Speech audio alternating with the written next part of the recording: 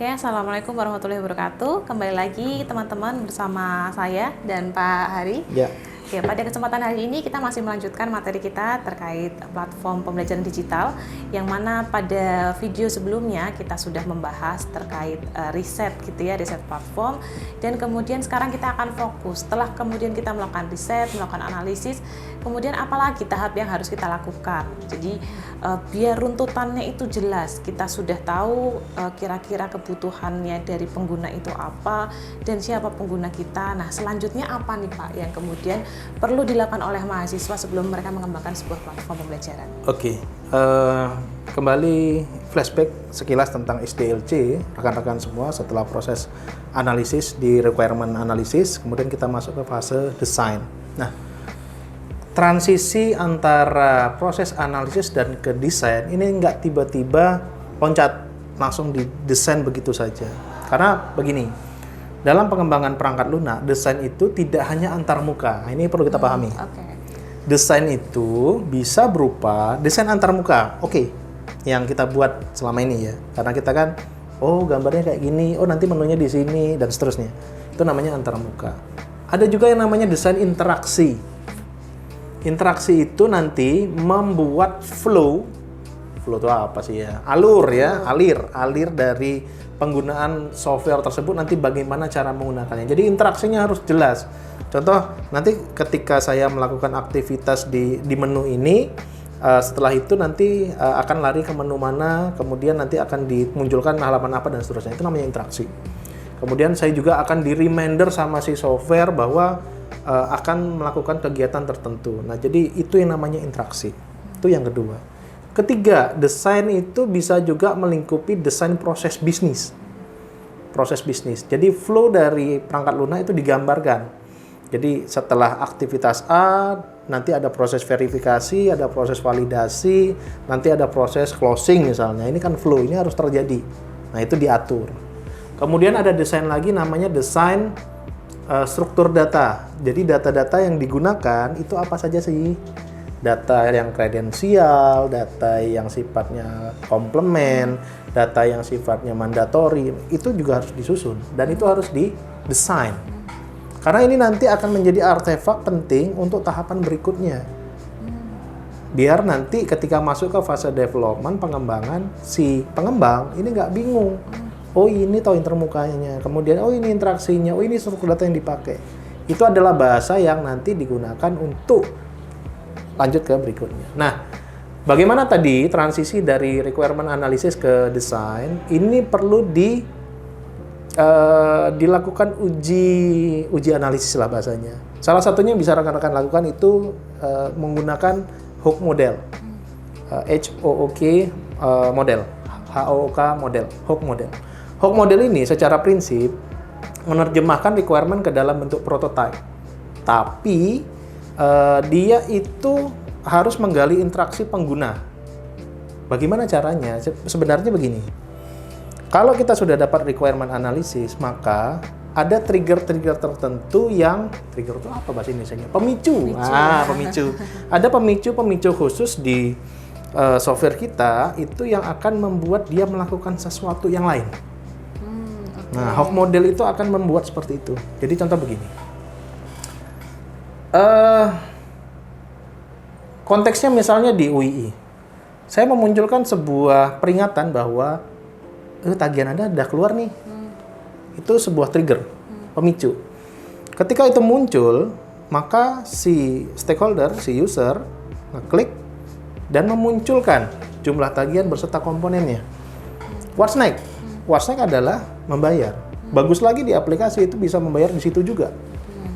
Nah, ini kan ada sebuah trigger yang akan memicu lain sehingga nanti itu menciptakan yang namanya experience, pengalaman bahwa dari reminder sampai dengan proses hijau sudah bayar itu terjadi dengan semudah itu. Kalau mau lihat sehari-hari kita, rekan-rekan tentu kan biasa belanja online kan? Oke. Iya kan? Dari proses milih barang, masuk ke ranjang, check out sampai bayar itu kan dibuat seseamless mungkin. Biar apa? Biar experience Anda tuh terbangun bahwa membeli barang itu mudah. Nah, itu yang namanya experience. Jadi jangan sampai beli barang, kemudian check out, transfer, wah ke ATM dulu, foto, ya kan? Enggak. Terus habis foto upload, nunggu diverifikasi dulu. Setelah verifikasi dicariin dulu apa tuh pengantarannya, kan enggak? Itu kan experience juga.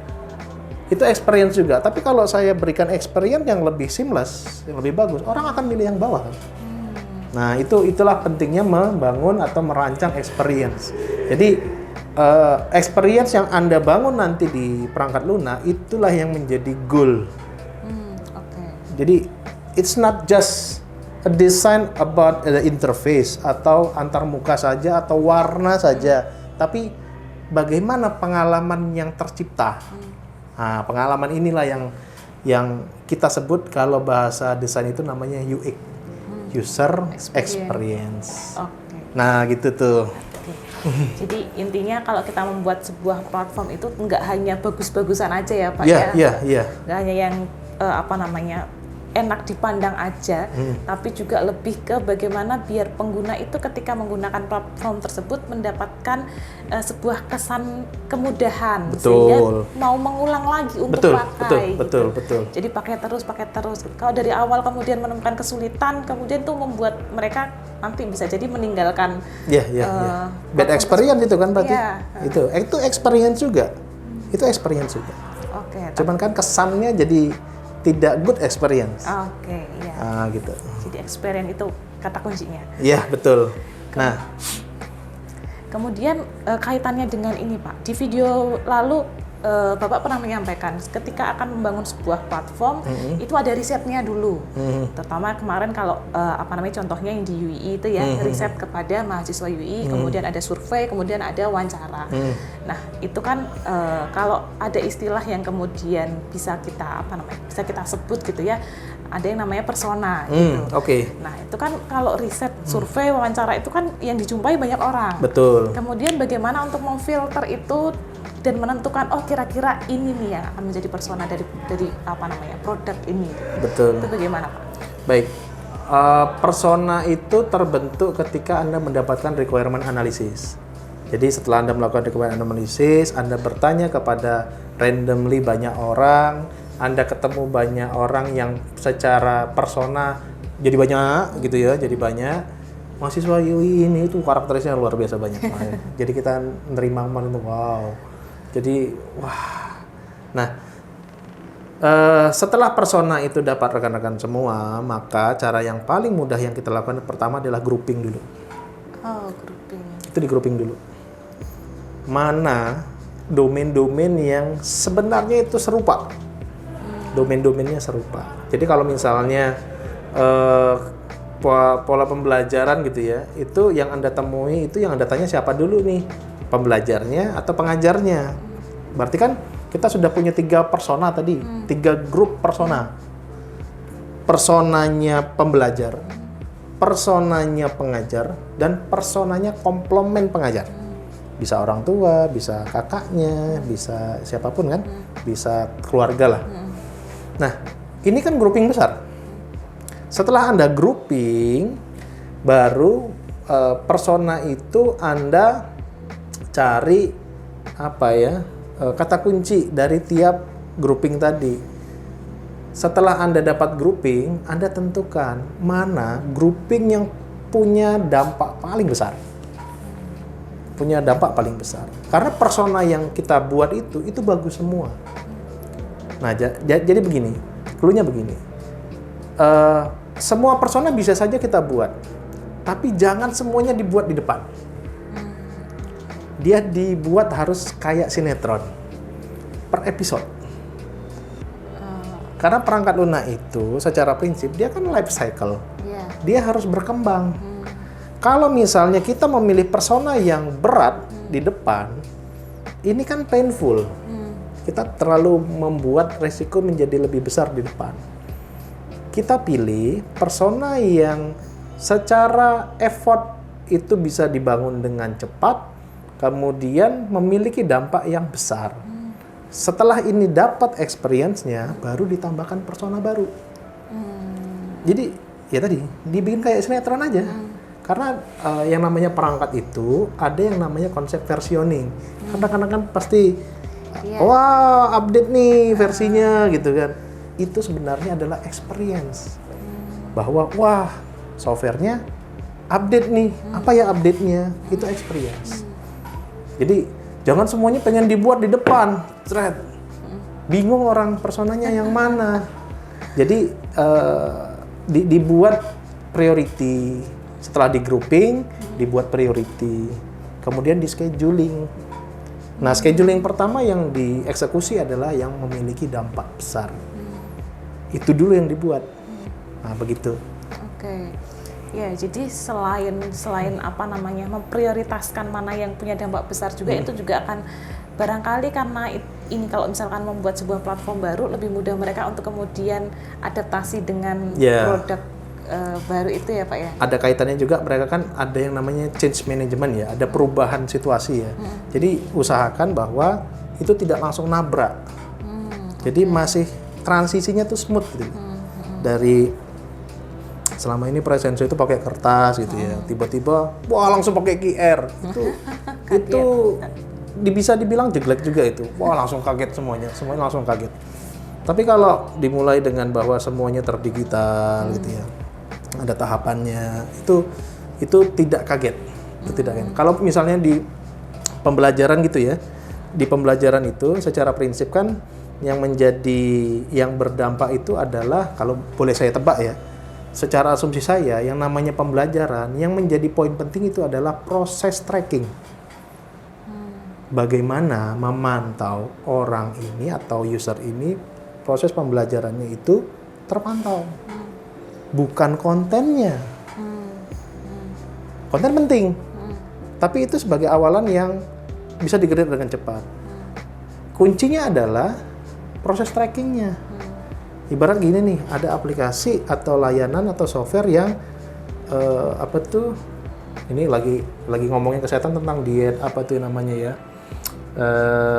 tentang menurunkan berat badan misalnya. Bukan masalah konten makanan sehatnya yang menjadi utama, bukan, tapi proses tracking dia hari ke harinya. Nah, proses pembelajaran saya kira mirip. Karena yang harus ditonjolkan di situ adalah apa nih increase-mu dalam keseharian ke depan. Kita kan sudah diberitahu oleh Rasul bahwa hari esok harus lebih baik dari hari ini dong. Nah, itu kan bisa dipakai. Proses pembelajaran itu. Artinya itu yang menjadi kunci dari model-model aplikasi pembelajaran. Nah, saya sering lihat tuh aplikasi pembelajaran yang ini konten, terus nanti ada kuisnya, ada nilainya. Terus kenapa? Sudah sekali pakai. Tadi kan bahwa kita perlu ingat bahwa aplikasi itu gampang bikin jenuh loh. Sekali pakai sudah, install. Mau aplikasinya kayak gitu kan, kita tidak mau. Kita pengen aplikasi itu engage, punya kelekatan dengan si pembelajar, si komplement. Jadi pembelajar juga tahu, fase saya itu sekarang ada di fase ini nih. Kalau rekan-rekan semua Anda main game itu sebenarnya Anda itu sedang belajar, karena ada proses trackingnya. Masih beginner, penasaran ya kan, coba lagi, naik lagi levelnya. Itu namanya gamifikasi. Nah, jadi ada gamifikasi yang kita yang kita tanamkan di platform kita itu. Gitu. Semakin menarik ya teman-teman. Apalagi tadi ada kata kunci gamifikasi. Barangkali nanti ke depan kita akan bahas satu episode khusus tuh untuk gamifikasi. Karena banyak juga sekarang untuk pembelajaran berbasis digital gitu, basicnya sudah menggunakan gamifikasi. Gamifikasi, betul. Nggak bosen gitu ya waktu proses pembelajaran. Untuk video kedua, materi yang kita pelajari sudah cukup banyak juga. Tadi teman-teman kita belajar tentang hook, kemudian sekarang juga belajar tentang persona, dan ini masih akan kita lanjutkan di tahapan selanjutnya yang juga tidak kalah penting ya dalam pengembangan sebuah platform. Dan kita akan bertemu lagi di episode selanjutnya, di episode ketiga. Jangan lewatkan, terus belajar gitu ya, jadi untuk mengembangkan kemampuan yang teman-teman miliki. Terima kasih, saya tutup. Wassalamualaikum warahmatullahi wabarakatuh. Waalaikumsalam warahmatullahi wabarakatuh.